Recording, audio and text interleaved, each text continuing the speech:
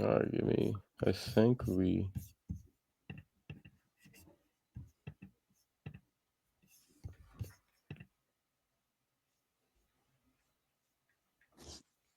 Hold on, let me go to my account. I'm pretty sure we're good, but let me just double Sure. check it.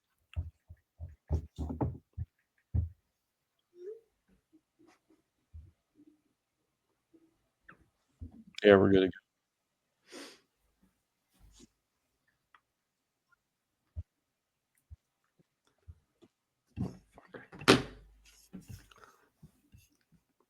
Oh, are we live right now? Yeah, we're good to go. Oh, okay. Well, hello then, and welcome back to the Paisan Sports podcast presented by Elevation 5280 Sports. Dante DePlasto joined as always by Zach Deal of What's the Deal Sports. So I've got to ask, what's the deal with Howie Roseman? How is he able to constantly get away with this?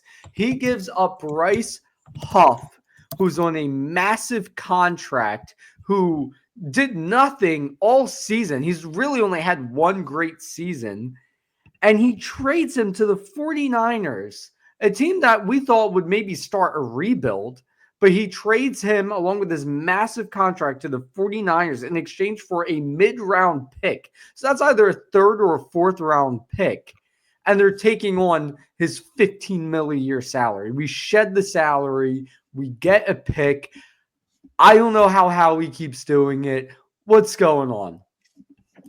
My first initial reaction when I saw that today was it always seems like Howie Roseman nowadays is making trades with like our biggest rivals and just like Yeah. kind of gets the better end of the stick. Like he made two trades with the Commanders. I guess the Commanders benefited from the Jahan Dotson trade. It didn't really affect their offense. They were able to go out and get Debo Samuel, who I'm not the highest on, but I think everybody would agree he's a better player than Jahan Dotson, has proven a lot more in the NFL.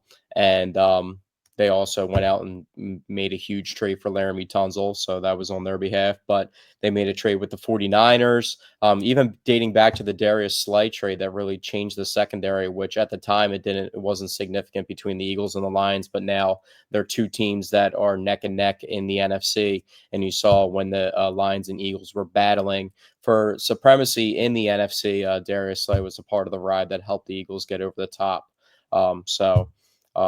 Yeah, it's just funny how he keeps making trades with like teams that you would think like, oh, does he really want to give this player to them? But I also feel like that kind of shows how they feel about Bryce Huff, where he's such a non-factor to the plans of what the Eagles had going. Obviously, that was noted by the Azeez Ojulari signing and also the Josh Uche signing. I think more so Azeez Ojulari has a higher upside, but they really stacked out their edge rusher room. And I feel like a lot of that had to do with the initial signing with Bryce Huff.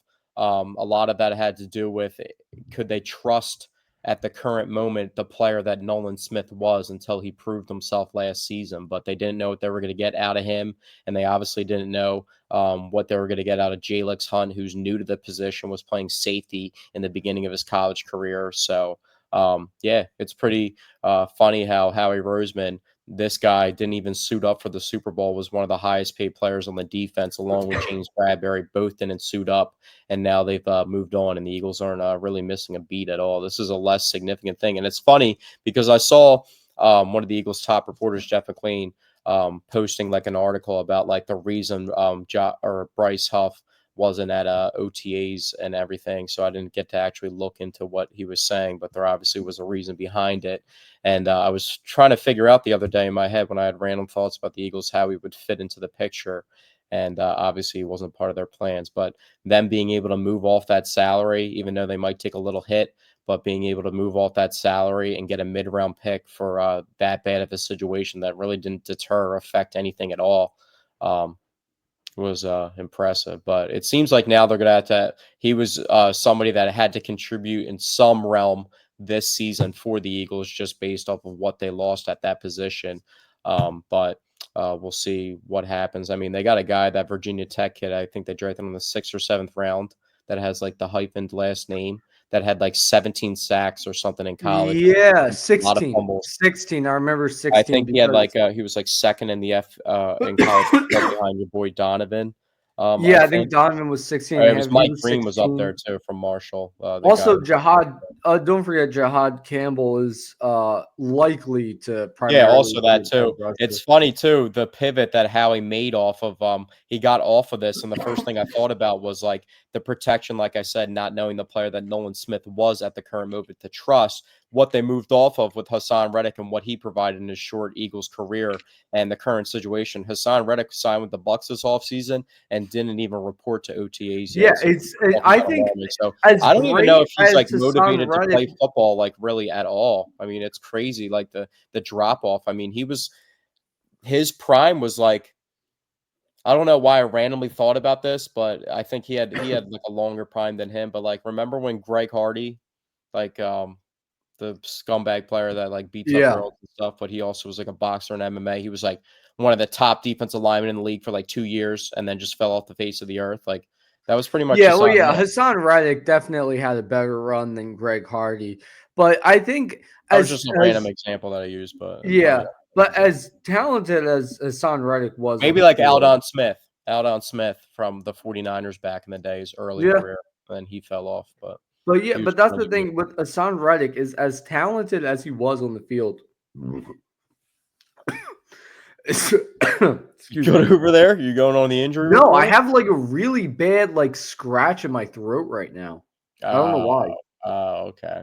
Alright. Anyhow, That's as gonna tie into talented our as off the field miscellaneous injuries that we're gonna talk about later on in the I pod. will get let me get my thought out. All right. I gotta I've been roast you while I working at can. this. Anyhow, as talented as Hassan Reddick was on the field, especially as an Eagle, it seems like once they got rid of him, yeah, like he's just stopped giving a shit. And I think the Eagles, like as talented as he was, I think the Eagles have dodged a bullet with Hassan Reddick. It seems like all of a sudden there's just a ton of drama surrounding him. It's like not AJ Brown. It's like Antonio Brown 2.0.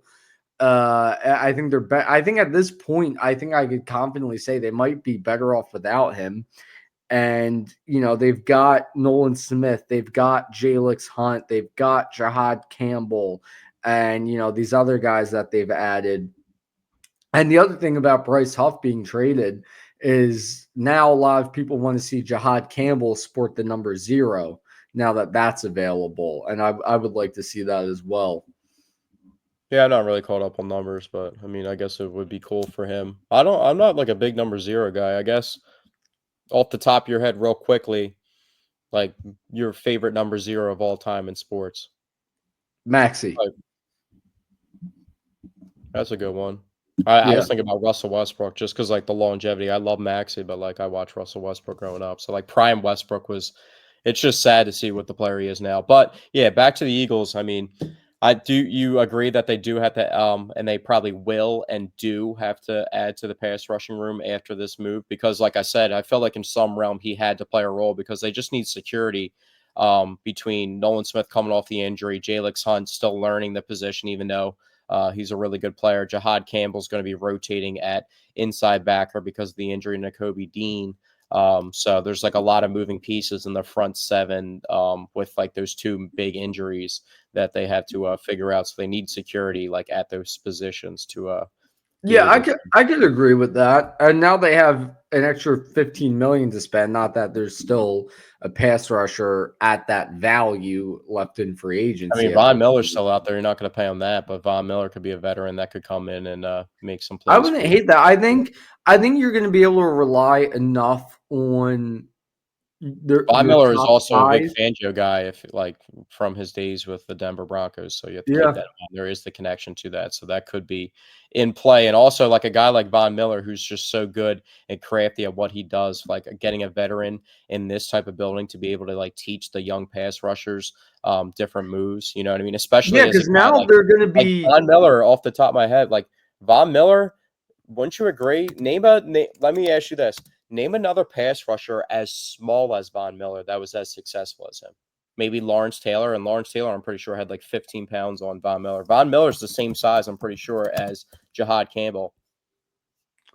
The one thing I'll say about if they bring in Von Miller Like Yeah, if they Jahad Campbell, don't, just real quickly, Jahad Campbell's six this three would two forty be four, and Von Miller's 6'3", 250. So the first season in years that the Eagles don't have a veteran presence at pass rusher to teach the young guys.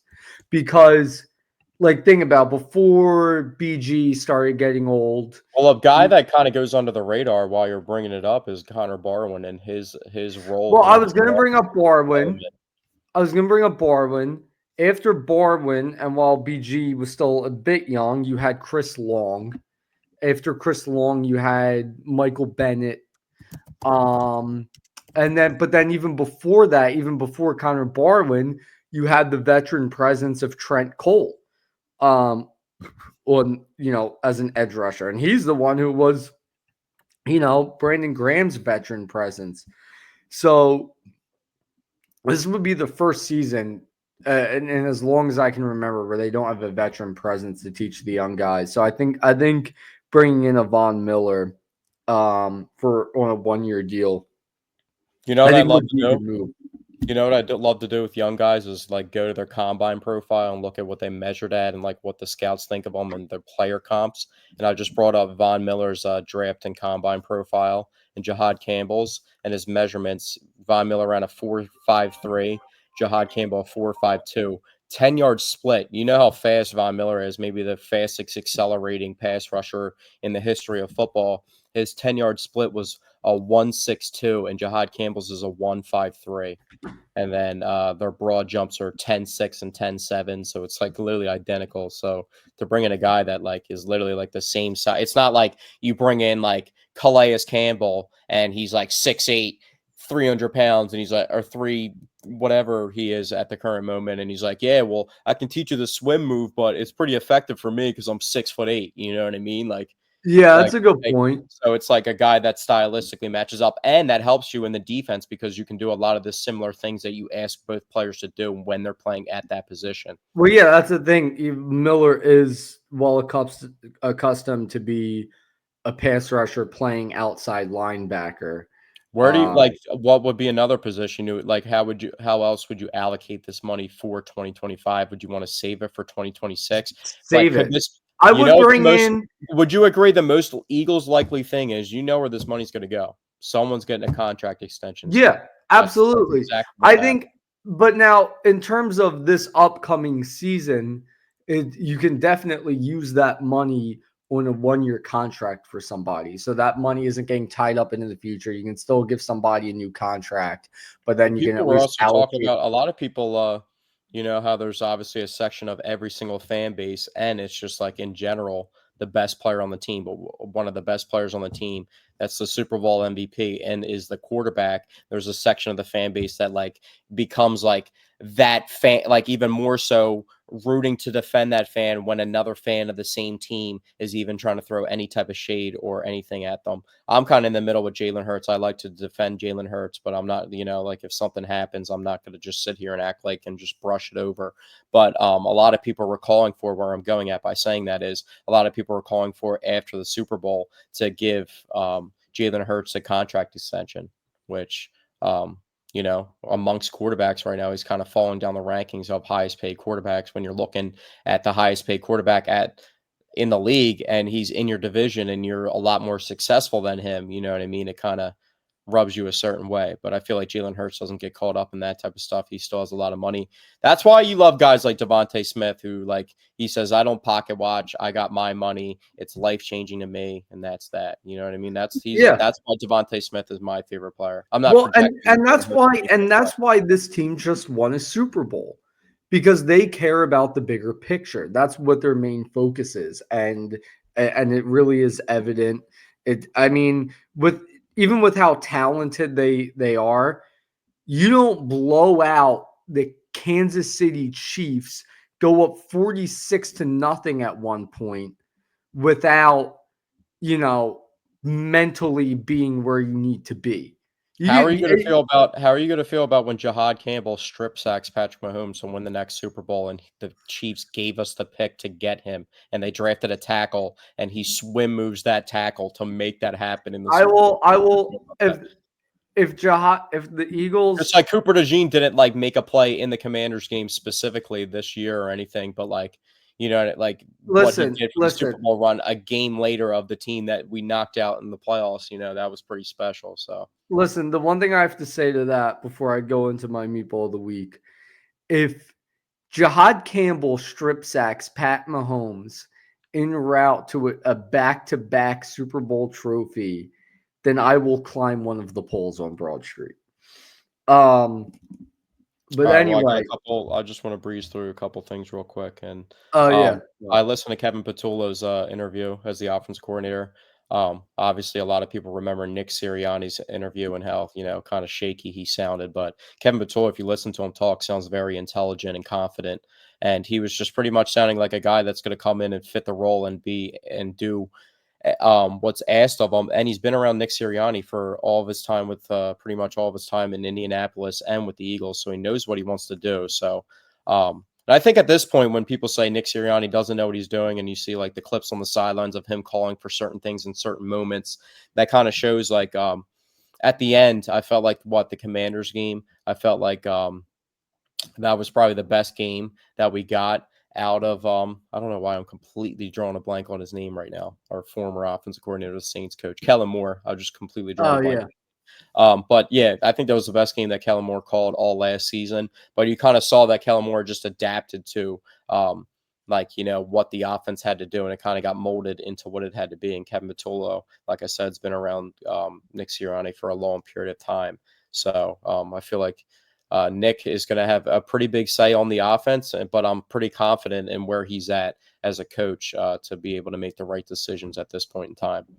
Yeah, I feel like the Eagles offense has kind of just been a thing that's existed I like feel like there's a base offense that gets created when you have an athletic quarterback that like is able to do the things that like Jalen Hurts here's is what I able was to do. about to say. The Eagles offense ever since Nick Foles stepped in for Wentz, when they altered the offense in favor of Nick Foles, even after we switched head coaches, I feel like it's relatively been the same offense even since then.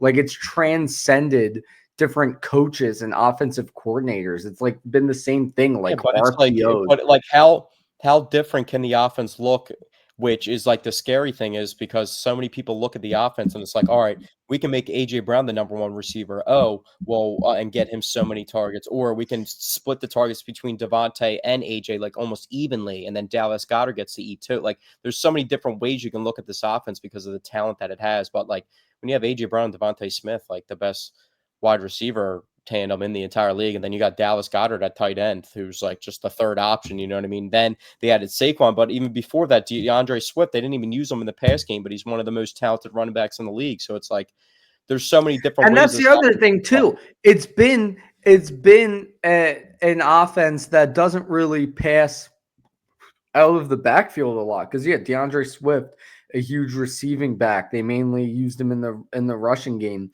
Miles Sanders, his rookie year, he was like half pass game, half Miles run game. Sanders, remember when he started? And What then was it? just to finish my thought, ever since his rookie year, after that, they never really threw to him out of the backfield anymore. They haven't Yeah, really thrown the ball out of the backfield ever and since like Sanders' rookie year. Shady would do it like because Andy obviously loved to do it, but with Brian Westbrook, that's like arguably my favorite Eagle of all time. It's like that was like the He, biggest him, threat and to the when you think of an Eagles dual threat back like pass game and run game in recent memory, it's Brian Westbrook and it's Darren Sproles. What made me so happy? Well, I got a couple more topics real quickly, but made me so happy back in the day. You remember those NFL Network top 10 lists? And it'd be like top 10 and then like have a topic list. Yeah. They had the one time they had the most underrated players in NFL history. And I'm like, bro, Brian Westbrook has to be on here. But I'm like, nah, there's no way. I'm like an Eagles homer. And he was like number 9 on the list, like all No time. And shit. it came out in like 2000, probably like 2010, somewhere between like 2006 to Hmm. 2012. So it was like pretty. No, I would say it was probably 2009 to 2013 if like that episode was from. So it was like mad respect to him, you know what I mean? Like he had just like was He finishing up. really is You one know, of. he was the first player in college history. I don't know if anybody's done it since. He was the first player in college history to receive for 1,000 yards and rush for 1,000 yards in one season in the history of college football. I did not know that. But yeah, no, he really did have an underrated career. Oh, real quickly, Um, another running back, Cooper DeJean. You told me about the exciting mics. I told you I got to see it on Instagram, but didn't get to listen to it. I caught up on both episodes, the Saquon oh, one I as haven't. well. I've only seen the first one. I didn't catch up on the two newest ones Yeah, I yet. saw the Gilly one and the Saquon one. I don't think I saw the first one yet, but I saw those two. And Saquon said that he thinks the Eagles team from last year is a top 5 team in the history of the NFL. I wouldn't So, argue with that. I mean, they dismantled. well, let's try and name 5 teams real quickly from the 2000s Oh, from the Super two Bowl winning teams. thousands. Obviously, the 2000 Ravens were were iconic with Ray Lewis, and they shattered the Giants in the Super Bowl, and one of the best teams of all The time. Seahawks team that destroyed Yeah, the that's Broncos. also come straight to my mind. The Seahawks team, Yeah, um, that'd probably be another good candidate. Um, I don't know if I'd give one of those Steelers teams in there. I would say the Buccaneers team that beat the Chiefs in the Super Bowl. Oh, yeah. I mean, you had Antonio Brown caught a touchdown in the Super Bowl, Mike Evans, Chris Godwin, Gronk. That's Yeah, honestly that has, like, aged to, like we don't talk about that. That was, like, when that was a LeBron was loaded trying to build those, roster. like LeBron was building those super teams with, like, D Wade and, like, as Isaiah Thomas on the Cavs and, like, all that crazy stuff, but I would say the Colts team that won the Super Bowl against the Bears. probably in recent memory, the Rams team that had, Jalen Ramsey, Aaron Donald, Stafford, Cooper Kupp, that team was crazy. It's Odell, Yeah. that team was crazy too. Yeah, I mean, it's definitely in the conversation. I feel like you'd have to break it down maybe on another podcast. We'll talk about it more, but go check out that podcast between then. And Cooper DeJean apparently was playing outside corner at OTAs a little bit too. So Okay, wait. I gotta speak about that real quick because this fan base showed their stupidity when I saw this mentioned on Twitter. The tweet, it was from ESP, said Cooper DeJean is playing outside corner in base defense. Now, if you know football, that tells you that when they're in base defense, meaning a 3-4, meaning two corners, meaning no nickel corner, Cooper DeJean is playing outside corner. But everybody's like, oh boy, he's not playing nickel corner anymore. He's not playing inside anymore. Who's playing nickel corner now? No! He said in base defense. Like, and that like heavily implies that what they're going to be doing this upcoming season, which makes a lot of sense, is when they're coming out in nickel defense, DeJean will be inside because he's just too good inside to not have him there. And then you'll have Keeley and Quinion on the outside. But then when you go to base defense and there's two corners, Coop's a better corner than Keeley. So you're going to go Cooper DeJean and Quinion Mitchell. It's that simple. And nobody has been able to grasp this concept. And it had me really annoyed the other day. yeah, well, the Eagles run a different variation of everything. They kind of run like a hybrid between the 4-3 and the 3-4. I was actually trying to see how many Yeah. percentage of snaps, but they wouldn't give me the percentage of snaps they line up in base defense because they don't really ever line up in a 3 linebacker or 4 linebacker set anymore. That's just not really a thing they do. They're kind of run like a 5-1 front at times too, and like a 6-2, and they make things look different. But they have a lot of versatile players to be able to do that. Real quickly, at my best friend's wedding, who's a Cowboys fan, this past weekend, and he bought everybody in the groomsmen party a bet slip for their I favorite saw team that. in I the saw that Super on your Bowl. Instagram. And it was funny because, ironically, in the card of the money that I gave him and his wife, congrats to them. Um, I wrote, "If P.S. If you want a smart, wise way to spend this money, the Eagles are plus 650 to win the Super Bowl." So, ironically, those two things meshed together, and I just thought that was really funny. But yeah, Wait, what was the bet slip for Cowboys Super Bowl?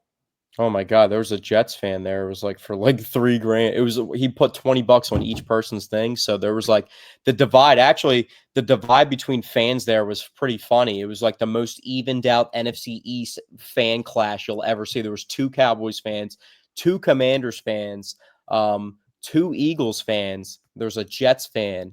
What is Um, this? The Noah's Ark of the NFC East? It was crazy. I think there might have been one Giants fan there too, potentially. I can't completely verify. Hmm. There was a couple Ravens fans too, so it was like the most even spread you'll ever see. The wedding was in Maryland. Half the people in the groomsmen party were from Maryland, so that was Okay, that makes that was sense like the for Commanders, like the Ravens party Commanders. of the balance. But Look, let's get to the meatball of the week. yeah. So first, I will actually give yours first, and then I will give mine. So before how I kind of teased it in the beginning of the episode, how we are talking about miscellaneous off the field injuries. I think off the field, off the diamond, whatever you want to consider off the court injuries. We mentioned Dustin May, the Dodgers pitcher, like choking on lettuce and rupturing his esophagus and missing the rest of the season. Talked about Matt Strom injuring his finger, packing. I think that was in the very beginning of the season. That's when we should have knew the bullpen for the Phillies was going to be shaky, when that was like the beginning of the season. You know what I mean? Yeah. When that was already happening. But we had another guy. This is probably the craziest injury to a star player I've heard since probably, I don't know if you remember what happened to John Wall back in the day when he fell inside of his mansion and tore his Achilles on like the real hard floor that he had, and tore his Achilles, and he like missed like 2.5 years of basketball in his prime. Like the Wizards have been ass. It's name me 3 franchises in sports more ass than the Clippers. Or the Clippers, the Wizards. Name me 3. Bobcats, The Sixers. Hornets. I'm talking about like current teams. The Hornets, yeah, that's like they're the Oh, same level. I was thinking of that Bobcats team that only won 12 games. I'm talking about Um, consistently, like you would never, like they're never winning a championship in yeah. you can't really name them off the top of your head. Isn't it I crazy? would say Even in baseball, Pistons, there's like but the spurts. Like Pistons are good again, and they won in '04. the Browns are like Um, kind of like roller coasting, so they're like they made I the was playoffs in like, yeah, 28. I guess the only other team really would be like the Hornets and like the Pelicans. Even like the hockey, they had the Golden Knights like the first year that they like Well, the really. Athletics. If we're going sports in general, the Yeah, the A's have Athletics, been. I mean, they got a good. I like their lineup a lot now. They got that the shortstop that's pretty Rockies, crazy. the Jacob Wilson. Yeah, the the Rockies are good. Rockies are never fucking good, dude. It's And not like even when they close. are good, they got teams like you know what I mean. When they were good, like their best. I mean, John Wall was fire in his prime. Bradley Beal was good, but like you know what I mean. It's like they don't ever got like a Giannis. You know, what I mean? There is never Yeah. like a guy like that. Like we beat the Rockies in the playoffs. What was that? 2010 or 11? 2010, yeah. Yeah, Was it yeah, yeah. 2010? Yeah, because 2011 we lost first In the round to the first round, Cardinals. yeah, after that crazy season. Anyhow, it's now time for my meatball of the week. And my meatball of the week, not so much of meatball. Oh, I didn't even say the guy yet because we got so Oh, sidetracked. We got so sidetracked. Yeah, that's why we can't do that. Yeah, this is the best player that this has ever happened to. Mookie Betts has stubbed his toe and is missing the 4th game of the season versus the Yankees. So, like, you're wondering, you see Mookie Betts without a reason that he's not playing versus the Yankees. You're like, what's going on? This is potentially a World Series matchup here. Like, this might be a rematch. Like, it'll why blow would my he not be nose. playing in that big of a situation? And it's because he stubbed his toe. But I honestly I know the literally reason. just stubbed my toe as I stood up. I'm not even joking. Well, that's coincidental. I actually have an Instagram video of me like viciously stubbing my toe, and it was pretty bad. There was blood everywhere. I probably could have got stitches. It was pretty rough. So I know where he's coming from. So uh, we're just waiting on Dante to get the rest of his meatball of the week. We'll go through some baseball topics, and yeah, that'll be that. All right. You don't keep My like a meatball of the week. tissue on like deck. You What? don't keep a tissue on deck. No. My meatball of the week, not so much as a meatball because it wasn't really anything goofy. But Yet again, my meatball is a meatball for throwing a meatball. Not really meatball, but for throwing a bad pitch that has sidelined the Phillies' best player. Spencer Strider drilled Bryce Harper in the elbow. Bryce Harper has yet to return. It was looking all fine and dandy at first, like he'd be back soon. But now they asked Harper, "Are you going on an IL stint?" And he said, "I hope not."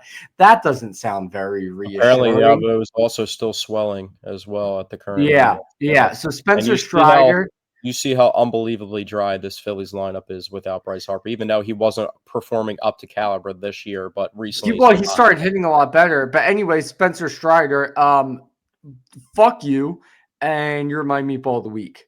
There hasn't been that much, the reaction when Blake Snell did it back in the day and broke his hand, or broke his thumb, wherever it was. And they actually went back and they were friends back in the day. And they went way back. You saw the reaction of Bryce. I guess he's matured over it. But I thought, you know, a pitcher that's that good, like Spencer Strider, when he's healthy, is like a top 5 pitcher in the league. How is he missing a throw, like a pitch that Well, like I think vastly it's out of because the strike they. zone? I think it's because they Bryce was like. talking about like how like he understands that he's going to get pitched high and in, and like that's like where pitchers want to try and make him uncomfortable. But I saw other reactions that people thought that Bryce could have like turned his back when he realized that Oh, and kind of shut roared a up! little Yeah, bit no, more. come I on. thought that was kind of overreaction a little bit. But how's a pitcher that good missing a pitch that bad? I don't understand that. Here's the thing: when I look at the replay, it doesn't look like the pitch got away from him. Like you can usually tell when you watch a pitcher deliver and where the ball goes. You can usually tell if it goes away from where they're aiming. Didn't really look like the case.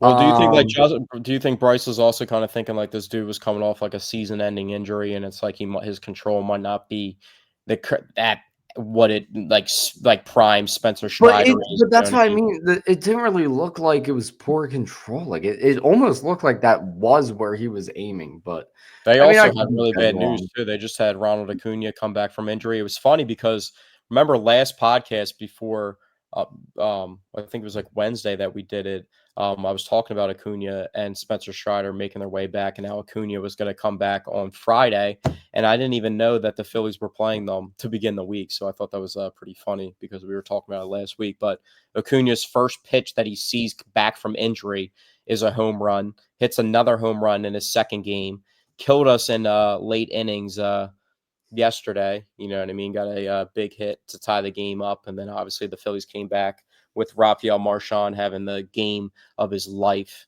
um, yesterday in Game 1 of the doubleheader.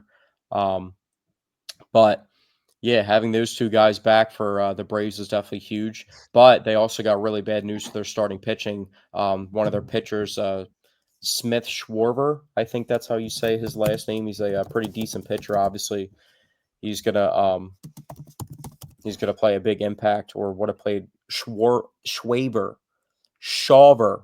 Shawver is how you say it. I'm saying I'm messing it all up, but he has a UCL injury. He's actually only 22 years old. I didn't even know that, but he's out for the season. So he was a young prospect that they were using a lot, and is a pretty good player. And obviously was pitching big innings for almost 3-2. So they just got two big guys back from injury. But I feel like the Braves, and the Mets, it's time to start looking at like where both those teams are at. We just saw the Dodgers make a trade for a former All-Star relief pitcher that was pitching in the minor leagues this year, but they were spinning the tires on that. So do you think it's time to start looking at how to upgrade this roster? I thought it was interesting today because I was looking at how to upgrade this roster, and I was like trying to compare Alec Boehm and Johan Rojas's numbers and say like Johan Rojas has like more home runs than Alec Boehm, but I didn't get to watch too much baseball at all last weekend because I was tied up with my best friend's wedding. But I came back and I realized Alec Boehm's hit 3 home runs since May 14th, which actually kind of shocked me when I looked at it. Yeah, I guess he has. He I hasn't hit think. one. He hit like 3 home runs in 10 days. He had like three. He had 3 home runs from May 14th to 24th Yeah, on the I think the way to 19th and upgrade the 24th. roster is still they need to add to the bullpen. The They bullpen's did been make a trade. struggling. They did make They a made a trade late trade last for night. a guy, and then Josh they Walker that has immediately like a put him. 6 ERA in like 12 innings total pitched in his career. Another guy, they love gigantic guys, pitchers, gigantic Yeah, they pitchers. they they Picks. trade for a below average reliever that they immediately put into AAA. They need to trade for an actual reliever. At That's least what they didn't needs give to up be any done. prospects. It was just cash considerations. But some guys they Yeah, let go that's of. what I mean. They need to actually give up a prospect for a I looked around quality the reliever. league. Does this make you upset? I looked around the league. Austin Hayes is consistently batting fourth for the Reds, who are actually playing pretty good baseball right now. He's batting cleanup for them. Cody Clemens is batting cleanup for the Twins. Yeah, I've noticed that he's doing pretty good from what it seems like. But Brandon That's the Marsh is thing, and cleaned that's the up. thing. We always want to get rid of these guys, and then they end up playing. But like this fan base is never patient with anyone. Also, Um, like Austin Hayes too might have got the dirtiest like quick career in Phillies history. Like he had like a severe condition going on like that like severely was harpering him, and then now he's like looks like he's back to like what the Phillies thought they were trading for, but couldn't obviously. What he had like the kidney issue or it was like the liver issue last year that he was I'm missing not. time for. Yeah, I'm not sure. So it was like What some were crazy. the other Phillies topics? Um, well, they had that doubleheader. Rafael Marchand, like I said, game one of that doubleheader looked really impressive. But Yeah, he when you had the got home Strom run. He giving had up the that throw out gigantic, at second base. yeah, that throw was gigantic. Excuse me. Bless you. So I mean, they've won what? It's like they're like 10 in like 3 or 4 of their last like 14 games or something like that. So we're holding down the best record. Obviously fluctuates every day, but they're holding down the best record in the entire league. That might change tonight with the Yeah, Brewers in well, they're town beating up definitely on them. about to lose tonight. But the good news is at least Costi homered.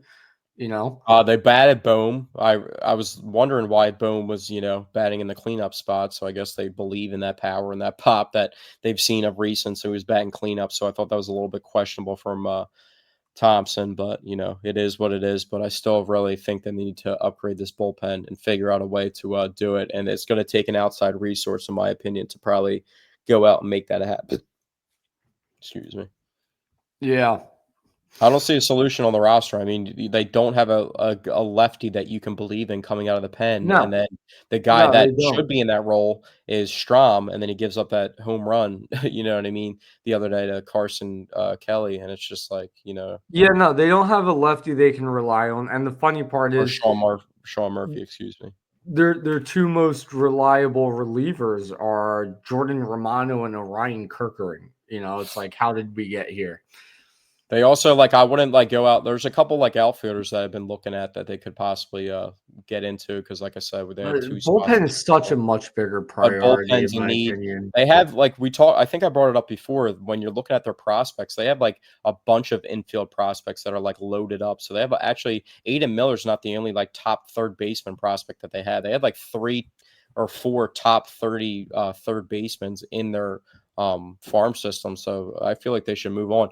We need to go out and get a guy. I think I brought it up before. We need to go get a guy like Gene Segura. Like a guy like that, you know what I mean? We need a solidified, solid player that rises to the occasion. I just saw his I playoff feel game. like that. I feel like we have that in Edmundo Sosa.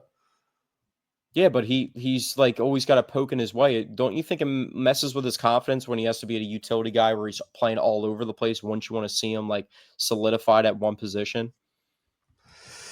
Yeah, but I mean, for now, I'm not trying to nitpick at one position. I'm just saying we need to when you make a trade, that's what you ideally, want a solid guy. I was watching what was it, the Padres, one game in the Padres series at Citizens Bank Park where he made 4 sliding catches, backhanded second base crazy plays, and then he had the bloop single that brought in too.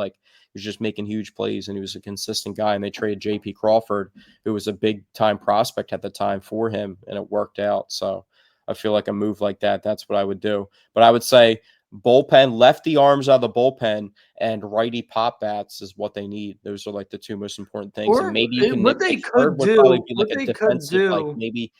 maybe third on the totem pole of trades would be a corner defense on either the outfields or the infields. I would not hate it if they brought Abel back up and put Suarez in the bullpen just because we need a lefty arm in the bullpen, and we're just so loaded at starting pitcher right now. But I feel like Um, they need like a gas. Like we need to like if the Red Sox just have Bregman go down. Um, they've been struggling a little bit recently. They have a bunch of talented guys. They have horrible starting pitching.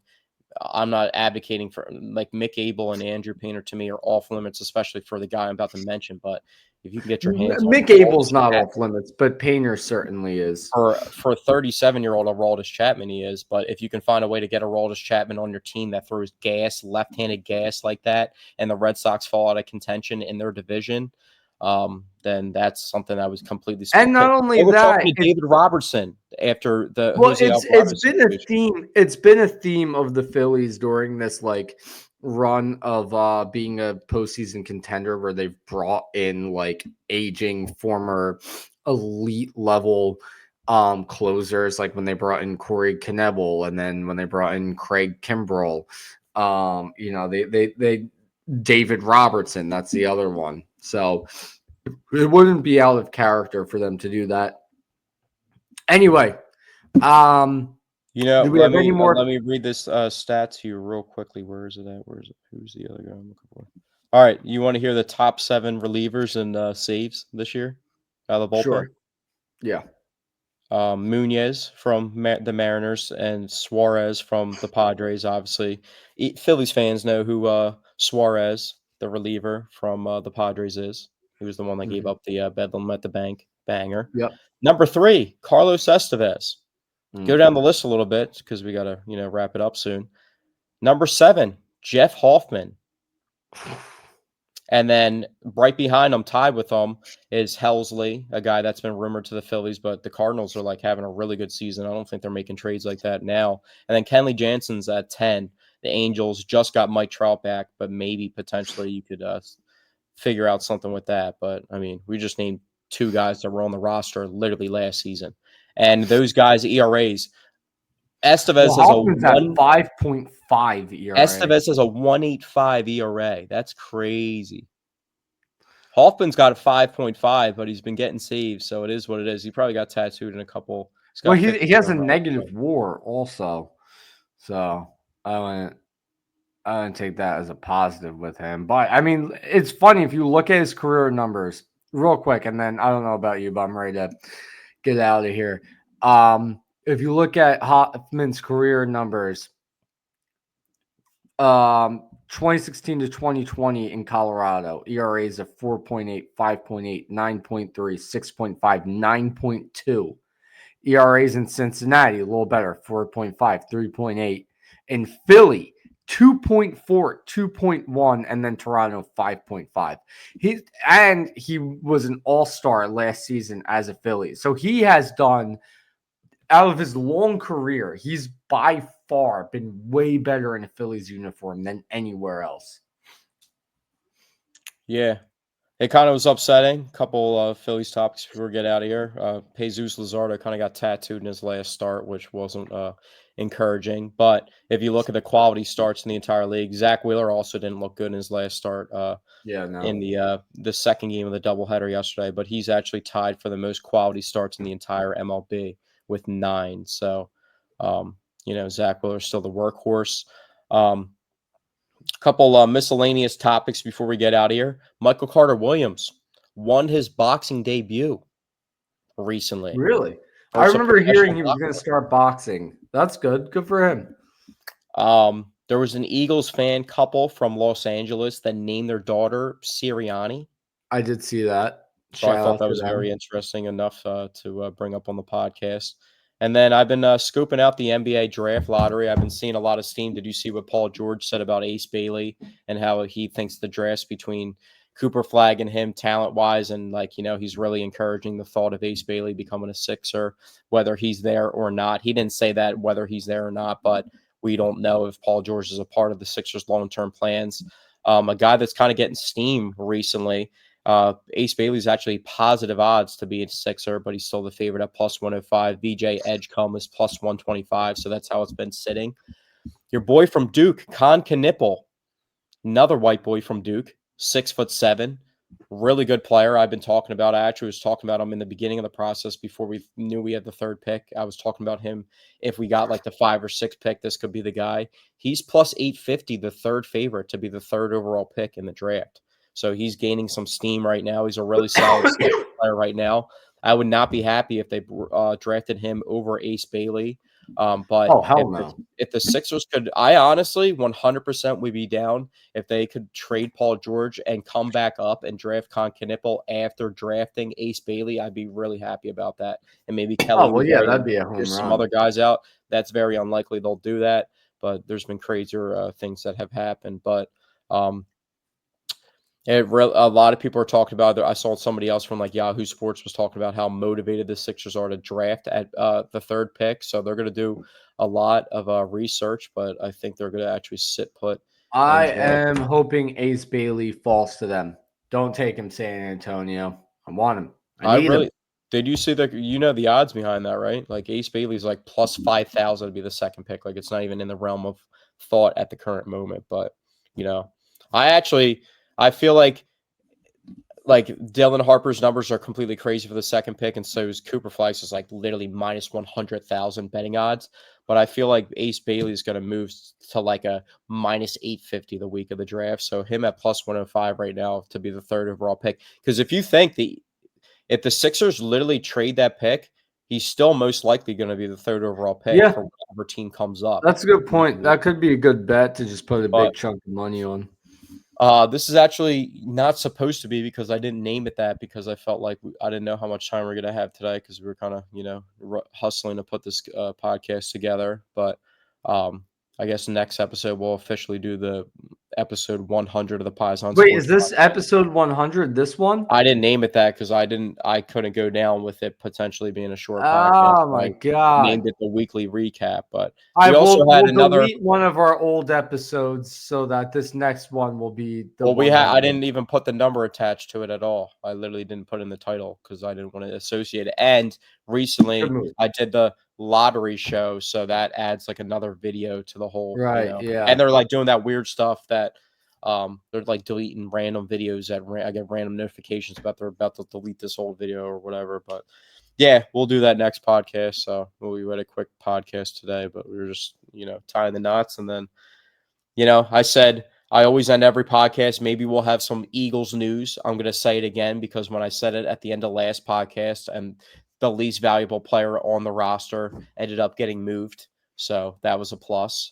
The Phillies, won the series versus the Braves. So that was a positive thing that has happened this week. Not looking a good start. Bryce Harper got hurt in that series. And it always seems like the top NL teams are trying to take out Bryce Harper. I mean, the Padres did it back in the day.